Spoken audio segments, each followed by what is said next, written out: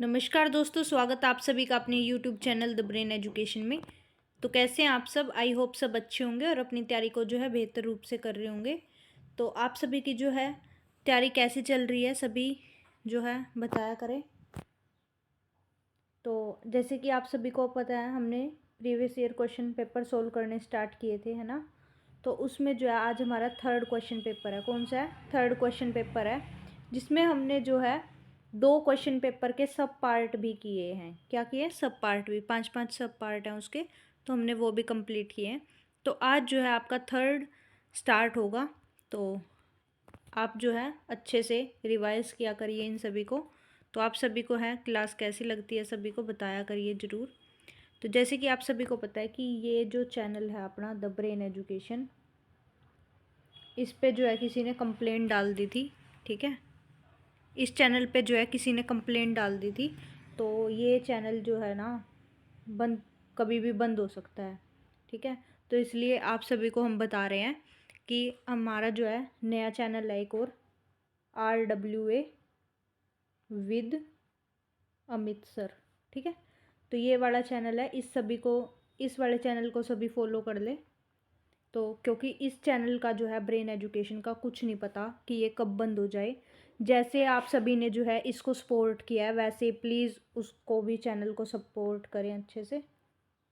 ठीक है आप, तो मुझे उम्मीद है कि आप सभी ज़रूर से ज़रूर सपोर्ट करेंगे। पता नहीं क्यों ऐसा होता है हमारे साथ। 2 चैनल बनाए हैं, दोनों पे ही किसी ने कंप्लेंट कर दी, तो अब जो है तीसरा बनाना पड़ा। कोई बात नहीं, मेहनत हमारी भी ऐसे ही जारी रहेगी, पीछे हटने वाले हम भी नहीं हैं, करते रहें जितना जिसने करना है। तो चलो, आप सभी भी जो है उसको सब्सक्राइब ज़रूर से ज़रूर कर लेना। तो चलो स्टार्ट करते हैं। क्वेश्चन नंबर फर्स्ट, फ्रेंच क्रांति के संदर्भ में मनुष्य और नागरिक के अधिकारों की घोषणा के संदर्भ में निम्नलिखित में से कौन सा कथन सही है? क्या यह 26 अगस्त 1789 को घोषित किया गया था, या फिर इसे सार्वभौमिक सिद्धांत थे, या फिर यह थॉमस जेफरसन द्वारा लिखा गया था? तो बताओ। तो एक तो ये 26 अगस्त 1789 को घोषित किया था, और यह सार्वभौमिक इसके सिद्धांत थे। तीसरा जो है थॉमस जेफरसन ने इसको नहीं लिखा था। ठीक है, तो आपका राइट आंसर हो जाएगा option number first and second. तो फ्रेंच क्रांति के संदर्भ में मनुष्य और नागरिक के अधिकारों की घोषणा 26 अगस्त 1789 को घोषित की गई थी। इसमें सार्वभौमिक अधिकार शामिल थे। 26 अगस्त को फ्रांस की राष्ट्रीय सभा ने यूएसए की स्वतंत्रता की घोषणा के आधार पर मनुष्य और नागरिक अधिकारों की घोषणा का प्रकाशन किया। फ्रांस के लियाकत के प्रस्ताव पर मानव एवं नागरिक अधिकारों की घोषणा की गई थी। यह घोषणा समानता और स्वतंत्रता के सिद्धांत पर आधारित थी। यह घोषणा फ्रांस का मैग्ना कार्टा माना जाता है, जो कि रूसो द्वारा लिखित ग्रंथ सामाजिक समझौता पर आधारित था। और इसमें कितनी धाराएं थी? 17 धाराएं थी। इस घोषणा पत्र में जो है मानव के प्राकृतिक अधिकार, स्वतंत्रता, कानून, व्यक्तियों की इच्छा की अभिव्यक्ति, संपत्ति का अधिकार और अभिव्यक्ति का अधिकार आदि सम्मिलित थे। यह थॉमस जेफरसन के परामर्श से तैयार किया गया, और लेकिन इनके द्वारा लिखी नहीं गई, इनके परामर्श से तैयार हुआ। ठीक है, नेक्स्ट क्वेश्चन आपका क्वेश्चन नंबर सेकेंड, 1917 में रूसी क्रांति के समय पर महत्वपूर्ण राजनीतिक प्रवृत्ति कौन थी? तो कौन थी?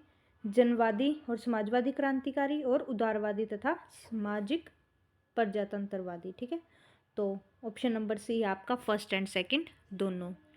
1917 के रूसी क्रांति के समय पर महत्वपूर्ण राजनीतिक प्रवृत्ति जनवादी और समाजवादी क्रांतिकारियों के साथ साथ उदारवादी और सामाजिक प्रजातंत्रवादी थे। यह क्रांति 20वीं सदी की सबसे विस्फोटक घटनाओं में से एक थी। रूस में सबसे पहले निरंकुशता और उदार अस्थायी सरकार ड्यूमा को उखाड़ फेंका गया। इसके परिणाम स्वरूप बोल्शेविक पार्टी के नियंत्रण में सोवियत सत्ता की स्थापना हुई।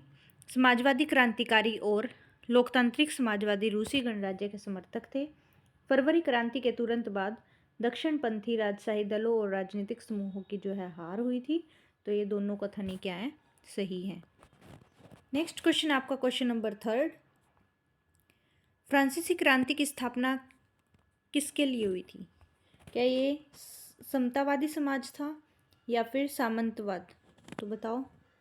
तो किसके लिए हुई थी? केवल समतावादी समाज के लिए, ना कि सामंतवाद समाज के लिए।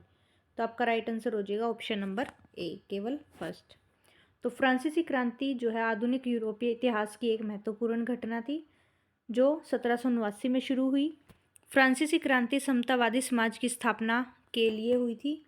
इसने फ्रांसीसी राजतंत्र सामंतवाद को समाप्त कर दिए और लोगों के लिए स्वतंत्रता, समानता और बंधुत्व के नए विचार लाए। एक समतावादी समाज में लिंग, आयु, जाति और धर्म की परवाह किए बिना सभी को क्या माना जाता है? सभी को समान माना जाता है। नेक्स्ट क्वेश्चन आपका क्वेश्चन नंबर 4। रूसी सम्राटों को किस रूप से जाना जाता था? तो रूसी सम्राटों को जो है जार के रूप से भी जाना जाता था। तो रूसी सम्राटों को जार के रूप में जाना जाता था। रूस में 1487 ईस्वी में इवान प्रथम ने जारशाही की स्थापना की। इसके बाद 1631 में माइकल ने रोमनोव वंश की स्थापना की। इस वंश के सम्राट जार कहलाए। ठीक है। इस निरंकुश जारशाही व्यवस्था के विरुद्ध आंदोलन हुआ जो रूसी क्रांति के नाम प्रसिद्ध है। रूस के प्रमुख शासकों में पीटर महान 1682 से 1725, दूसरा कैथरीन द्वितीय, ठीक है, 1762 से 1796 ईस्वी तक। पोवल, जिसको पोल कहते हैं, प्रथम 1796 से 1801 तक। फिर है अलेक्जेंडर प्रथम 1801 से 1825 तक रहा। निकोलस प्रथम 1825 से 55 तक। अलेक्जेंडर द्वितीय 1855 से 1881 तक। अलेक्जेंडर तृतीय 1881 से 1894 तक। निकोलस द्वितीय 1894 से 1917 तक। इसके जो है प्रमुख रूप से उल्लेखनीय हैं। निकोलस द्वितीय रूस के अंतिम जार सम्राट था जो 1917 में क्रांतिकारियों ने समाप्त कर दी सदी के लिए जारशाही का नॉमिनेशन मिटा दिया। नेक्स्ट क्वेश्चन आपका क्वेश्चन नंबर 5। निम्नलिखित भावनाओं में से कौन सी फ्रेंच क्रांति के साथ नहीं जुड़ी? तो कौन सी नहीं जुड़ी? मार्क्सवाद। कौन सी नहीं जुड़ी? मार्क्सवाद। आधुनिक राष्ट्रवाद नागरिकता के अधिकार और राष्ट्र की संप्रभुता फ्रेंच क्रांति से जुड़ी भावनाएं और विचार हैं। फ्रांसीसी क्रांति 1789 का मुख्य नारा स्वतंत्रता, समानता और बंधुत्व था। पता है सभी को फ्रांसीसी क्रांति का क्या नारा था? मुख्य समानता और बंधुत्व था। और फ्रांसीसी क्रांति कब हुई थी? 1789 में हुई थी। कब हुई थी? 1789 में। फ्रांसीसी क्रांति के बाद फ्रांसीसी राष्ट्रवाद एक शक्तिशाली आंदोलन बन गया और राष्ट्रीयता की भावना का विकास हुआ। फ्रांस में जो है राजनीतिक चेतना के कारण नए राजनीतिक वातावरण का सर्जन हुआ और फ्रांस में संप्रभुता के सिद्धांत की प्रतिस्थापना हुई। मनुष्य और नागरिक के अधिकारों की घोषणा फ्रांसीसी क्रांति का एक मौलिक दस्तावेज है। मार्क्सवाद फ्रांसीसी क्रांति से जुड़ा नहीं है और यह एक सामाजिक, आर्थिक और राजनीतिक दर्शन है जिसका नाम कार्ल मार्क्स के नाम पर रखा गया। नेक्स्ट क्वेश्चन है एनी बेसेंट के होम रूल लीग का उद्घाटन कब हुआ? तो एनी बेसेंट के होम रूल लीग का उद्घाटन जो है 1916 में हुआ। कब हुआ? 1916 में। ये एक आयरिश महिला थी। इन्होंने भारतीय राजनीति में 1914 में प्रवेश किया। 1915 में इन्होंने अपने समाचार पत्र जो है न्यू इंडिया और कॉमनवेल्थ के माध्यम से इस बात का प्रचार किया कि गोरे उपनिवेशों की तरह भारतीय जनता को भी अपनी सरकार बनाने का अधिकार मिले।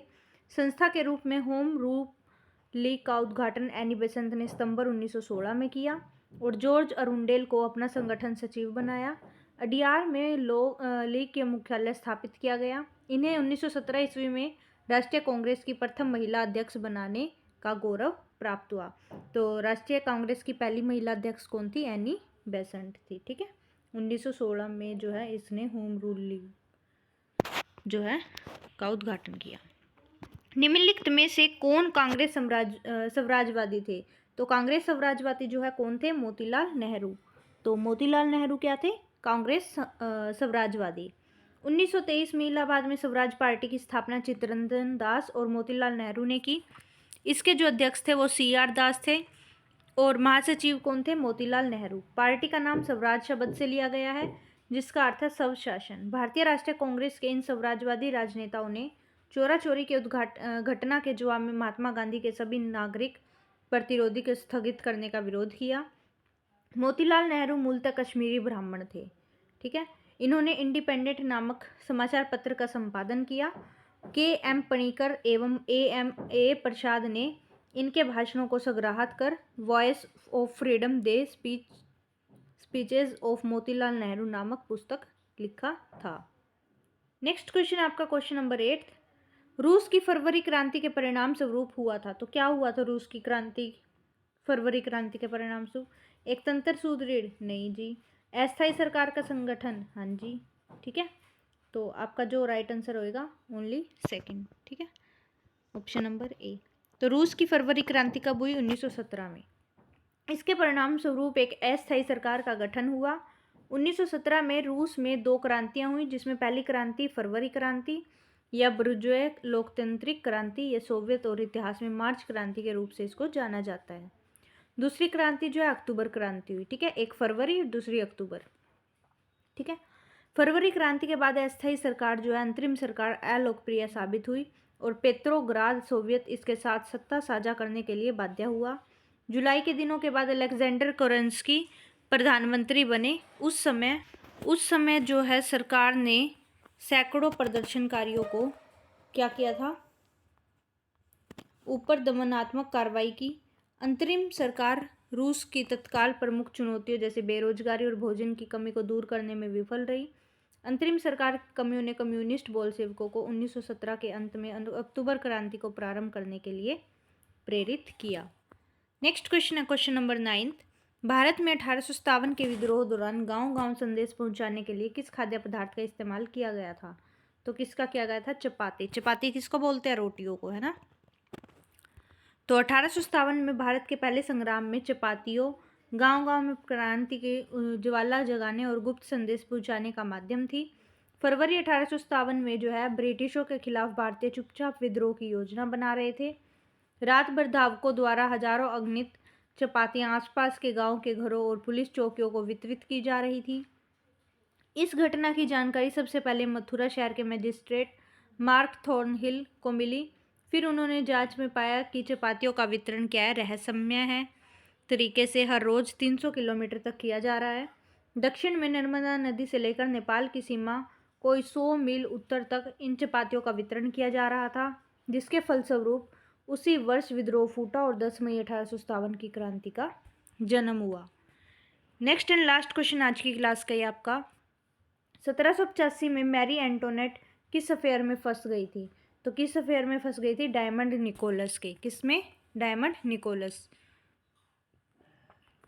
फ्रांसीसी राजा लुई 16वां की पत्नी रानी मैरी एंटोनेट थी।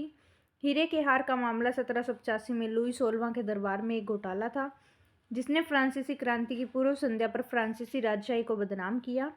इस घोटाले में रानी मैरी एंटोनेट भी थी। मैरी एंटोनेट ने एक महंगे हीरे का हार प्राप्त करने के लिए क्राउन के जौहरी को धोखा देने का अपराध में भाग लिया। अतः इस प्रकार मैरी एंटोनेट 1785 में डायमंड निकोलस अफेयर में फंस गई थी। तो आज की जो है आपकी क्लास यहीं तक रहेगी। तो आप सभी को क्लास कैसी लगी सभी लाइक शेयर कमेंट करके ज़रूर बताना। ठीक है, और जिसने भी जो है लास्ट क्लासेस नहीं देखी तो जाओ और क्लासेस को देख के आओ। सभी जो है क्लासेस को ज़रूर से ज़रूर देखा करो। और हाँ, RWA विद अमित सर ये वाला चैनल जो है ज़रूर से ज़रूर सब्सक्राइब कर लेना। ठीक है, हमारे को भी जो है इन्हीं चीज़ों से थोड़ा सा मोटिवेट मिलता रहता है। ठीक है, नहीं आप सभी को पता है कि कितना मुश्किल जो है दोबारा से दोबारा चैनल क्रिएट करना पड़ता है। डीमोटिवेट हो जाता है बंदा एक बार तो बिल्कुल ही कि सब कुछ ही ख़त्म हो चुका, इतनी मेहनत करने के बावजूद भी, है ना।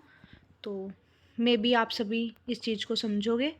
ठीक है, सभी अपना सपोर्ट जो है उस चैनल पे ज़रूर से ज़रूर बनाना।